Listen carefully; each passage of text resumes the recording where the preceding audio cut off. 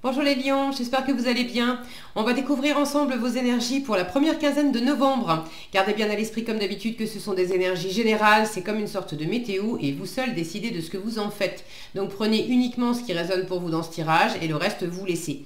Je vous invite également à consulter les vidéos de votre ascendant et des autres signes de votre thème astral pour compléter ces informations. Ici, l'énergie avec laquelle vous entrez dans cette quinzaine, ce que vous voulez pendant cette période, comment vous vous sentez, la force qui vous soutient, le challenge à relever, le résultat global de cette quinzaine et 2 messages conseils pour finir. Les jeux que j'utilise dans ce tirage sont le tarot de l'illumination et la petite boîte pour devenir sage et heureux comme un chat. Vous retrouvez sous chaque vidéo en description tous les tarots et oracles qui sont régulièrement utilisés sur cette chaîne ainsi que le lien pour les guidances personnalisées. On est parti, vous avez le 3 de bâton, le 6 d'épée, le 7 de bâton, le page d'épée, le diable et le 8 de bâton. Bon, c'est super dynamique, hein, votre tirage, c'est vraiment super dynamique. 3 bâtons, un diable, 2 épées, ça va vite quand même. Alors, ça va vite. Bon, en résultat, de toute façon, oui, ça va vite. Il y a comme un effet tourbillon. Là, je commence par la fin. J'aime bien faire ça des fois. Vous terminez la quinzaine avec un 8 de bâton, donc beaucoup de communication, beaucoup de mouvements. Pour moi, c'est une mini tornade, le 8 de bâton. Il y a plein de choses à faire, il y a plein de déplacements, il y a plein de gens à voir, il se passe plein de trucs. Bon, donc il y a quelque chose quand même qui va très vite. Donc ça, c'est très dynamique. Votre état d'esprit, j'y reviendrai, il y a du dynamisme là-dedans. Le diable, on en reparlera aussi. Maintenant, le dernier bâton, c'est avec celui-là que vous démarrez la quinzaine. Le 3 de bâton, c'est une carte qui est beaucoup moins active. C'est une carte de préparation. Là, c'est plus l'énergie de motivation, de dynamisme. Vous êtes motivé à faire quelque chose ou à partir quelque part. Pour certains, vous avez à cœur de faire une escapade, de voyager quelque part, de partir en week-end. Pour d'autres, c'est déménager. Pour d'autres encore, c'est demander une mutation ou aller voir quelqu'un que vous n'avez pas vu depuis longtemps ou faire un déplacement pour X ou Y raison. Mais j'ai une notion, là, j'ai 2 cartes côte à côte qui peuvent me parler de déplacement et de voyage. Et vous démarrez la quinzaine avec la préparation de ce voyage. Si ce n'est pas un voyage au sens littéral du terme, vous êtes en train de préparer quelque chose qui va être comme un voyage pour vous. Il y a de la nouveauté avec ce page d'épée. Il y a le fait de vivre de nouvelles aventures, de vous aérer en fait. Alors, on peut s'aérer l'esprit sans forcément partir en week-end, enfin se déplacer géographiquement, mais s'aérer l'esprit en prenant le large de certaines personnes qui vous bouffent votre énergie, ou en changeant d'activité. On va laisser derrière soi des occupations là qui sont très prenantes, et puis pendant 2 ou 3 jours on va faire autre chose. Donc ce voyage, qu'il soit réel ou symbolique, vous avez vraiment à cœur, ça c'est ce que vous voulez pendant la quinzaine, le 6 d'épée, vous avez à cœur de prendre du recul, de laisser derrière vous tout ce qui pouvait être fatigant, usant, stérile. Ça peut être du sabotage, de l'auto-sabotage, ça peut être des discussions, des relations dans lesquelles on trouve pas son compte. On argumente et puis on cherche à avoir le dernier mot, à avoir raison, mais au bout du compte, même si on arrive à avoir raison, on n'est pas heureux, il y a un prix à payer, on a été blessé, on a blessé quelqu'un. Le cœur est pas à l'honneur, et justement vous voulez laisser derrière vous tout ce qui n'est pas plaisant. Donc vous êtes déjà en train de préparer quelque chose pour laisser derrière vous tout ce qui n'est pas plaisant.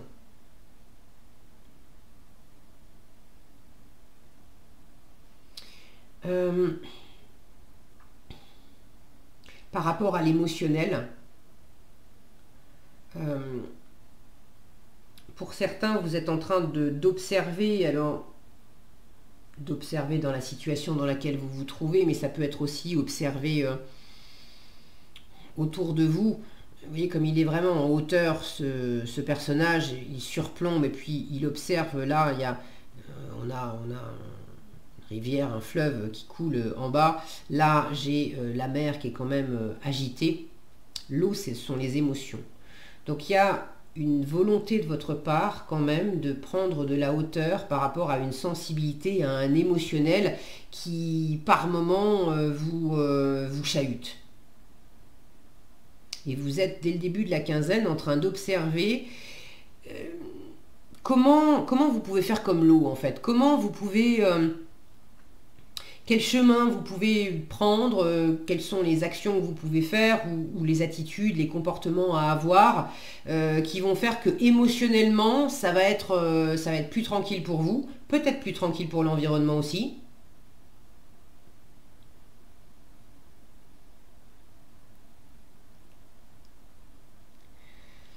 Il y a des pensées, des jugements, des valeurs que vous avez, des choses que on a tous notre petite boîte à histoire personnelle, on va dire, avec des choses qu'on se raconte depuis longtemps, qui ne sont pas nécessairement la vérité, mais c'est notre vérité. Et pour certains, vous êtes en train de... Vous voulez laisser derrière vous une situation, un environnement qui fait que votre vérité, vos vérités ne sont pas entendues, ne sont pas accueillies. C'est pas... je le dis des fois dans les tirages, essayer d'accoupler un poisson rouge avec un canari, ça marche pas très bien. Alors qu'il s'agisse du domaine amoureux ou professionnel ou familial ou peu importe, des fois il y a trop de différences et ça colle pas. Donc pour certains, il y a aussi le fait de ne pas vous laisser faire par un environnement, des personnes ou un contexte où ça marche pas. C'est pas en phase avec vos histoires personnelles, avec vos vérités personnelles, avec vos valeurs. Et du coup, vous êtes quand même dans l'état d'esprit de vous défendre, de pas vous laisser chahuter, de pas vous laisser critiquer, de pas vous laisser faire aussi peut-être par des aléas de la vie, par des choses qui sont un peu compliquées. Mais des fois, se battre pour aller au bout de ce qui nous anime vraiment, c'est pas lâcher l'affaire, c'est important. Il y a aussi d'autres moments où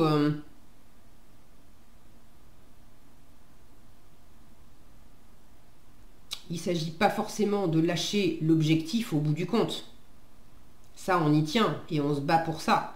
Mais des fois, peut-être de changer de parcours, de changer l'itinéraire qu'on comptait prendre et qui mène à cet objectif. Vous voyez cette notion-là.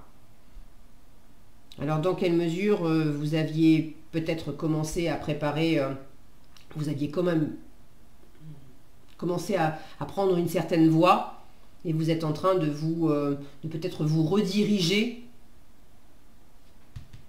dans l'esprit justement de ne pas lâcher l'affaire et de finir par obtenir ce que vous voulez. Mais le côté, si je ne peux pas passer par la porte, eh ben, je passerai par la fenêtre.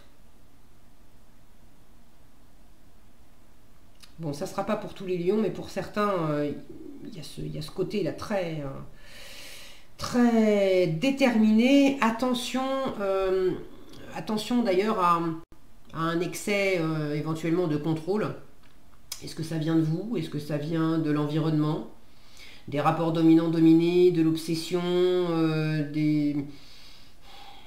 peut-être même quelque chose qui peut être un peu toxique, parce qu'on est tellement le nez dans le guidon. Alors soit ce diable, c'est une espèce d'autorité extérieure, on vous met des bâtons dans les roues, et là il s'agit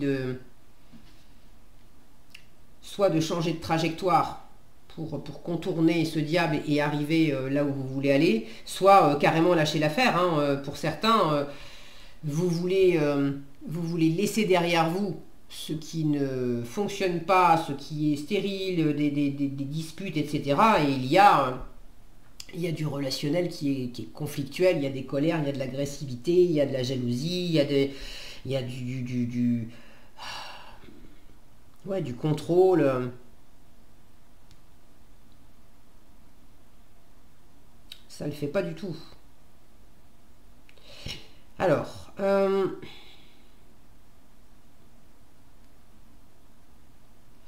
est-ce que vous êtes dans cet état d'esprit de vous battre pour tenir bon, pas vous laisser enquiquiner et puis arriver à bon port pour ce qui est important pour vous?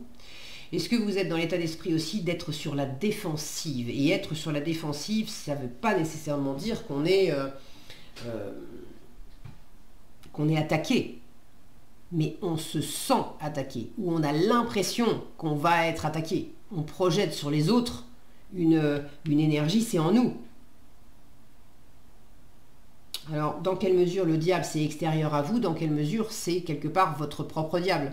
Vous vous racontez l'histoire, je vous disais, on a tous des histoires, c'est pas la vérité, mais ce sont nos vérités. Dans quelle mesure vous vous racontez l'histoire que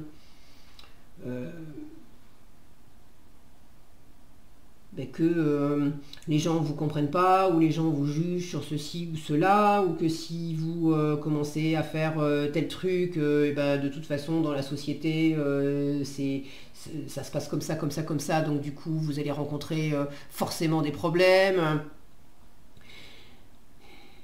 Attention à ne pas être votre propre diable. Le page d'épée en force vous dit forme-toi, apprends, prends des informations, demande, utilise aussi tout ce qui est internet, numérique, etc. N'hésite pas à aller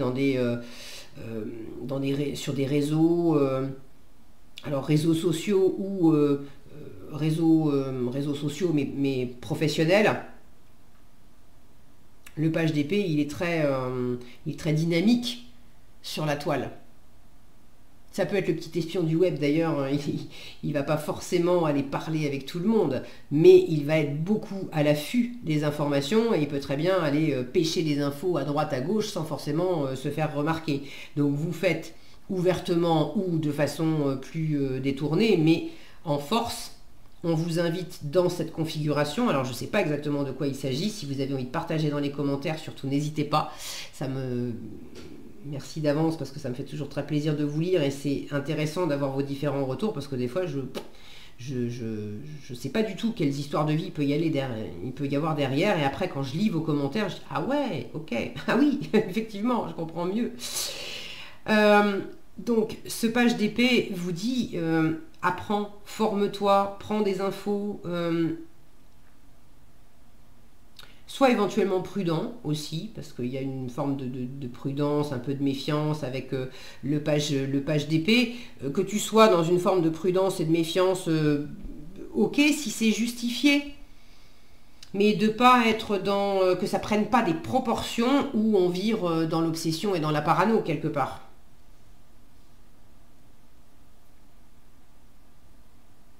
Et pour ceux qui sont trop dans ce côté au secours, on m'attaque, c'est de lâcher. De toute façon, quand on se sent attaqué, souvent c'est parce qu'on se sent aussi en insécurité. Et si on a une confiance, une assise, un ancrage intérieur, l'extérieur peut bien chercher à vous faire trébucher, vous restez debout en fait. Donc à travers des choses à apprendre, ça vous donne certainement de la confiance. Ceux qui ont envie de voyager, que ça soit littéralement ou symboliquement, ça peut être changer de travail, ou bon. Là on vous dit prends des infos. Attention à ne pas prendre des risques inconsidérés avec le diable en challenge. Parce que le diable, il est vraiment, les risques c'est son truc. Quand on l'a en challenge, ça peut être des risques inconsidérés. Là où le page d'épée dit attends, je vais prendre des informations, je vais me renseigner des tarifs, je veux voyager, ok, combien ça coûte, est-ce que j'y vais en voiture, en train, en avion, combien de temps ça prend, et puis est-ce que c'est le bon moment de partir, quel temps il fera là-bas, si vous partez à l'étranger par exemple, est-ce que c'est la meilleure période, plutôt que de partir sur un coup de tête, vous prenez le premier avion qui passe, en fait vous le payez plein pot alors que vous auriez pu payer moins que ça, ou vous arrivez dans un pays et puis un pays lointain et puis c'est vraiment la météo, c'est le pire moment de l'année.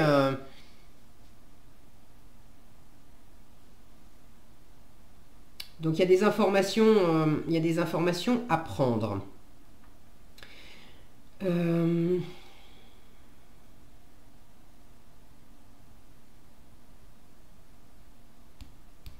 Ok, je crois que j'ai fait le tour. En résultat, je vous disais, de toute façon, il y a du mouvement, du déplacement, des activités, des discussions. Il se passe plein de choses. Il se passe plein de choses. Donc,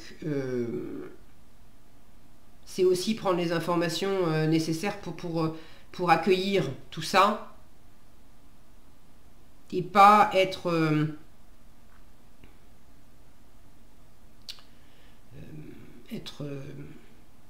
obligé en fait de suivre un mouvement où ça va tellement vite, trop vite que j'ai l'image d'une boule de neige en fait. Une fois qu'on est parti dedans, après on est entraîné, on n'arrive plus à s'arrêter.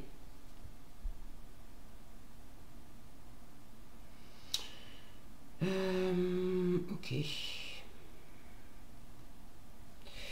Allez, qu'est-ce que vous avez en conseil? Le chat ne s'agite jamais pour rien. Je vous disais, il y a quelque chose là, il y a vraiment avec tous ces bâtons, il y a de l'activité, il y a du dynamisme. Bon, c'est de ne pas vous laisser emporter. Le chat ne s'agite jamais pour rien. En bon félin qu'il est, le chat modère son effort, non par paresse, mais pour que son énergie soit bien utilisée au moment opportun. Brasser de l'air ne fera qu'épuiser inutilement votre énergie. Utilisez-la pour ce qui en vaut vraiment la peine. Une action juste, même la plus simple, sans courir partout, sera tellement plus efficace. Et dormir comme un chat. Alors, j'avais pas tellement de cartes qui me parlaient de dormir, de se reposer. Le 6 d'épée, éventuellement, dans ce que vous voulez, vous aérer, aller vers des eaux plus tranquilles. Ok, donc il y a peut-être un besoin aussi de repos. Tout comme lui, accordez-vous des repos régulièrement. Adonnez-vous à quelques somnolences, faites des pauses, ne vous retenez pas, vous verrez croître votre efficacité. Il y en a peut-être aussi qui travaillent trop.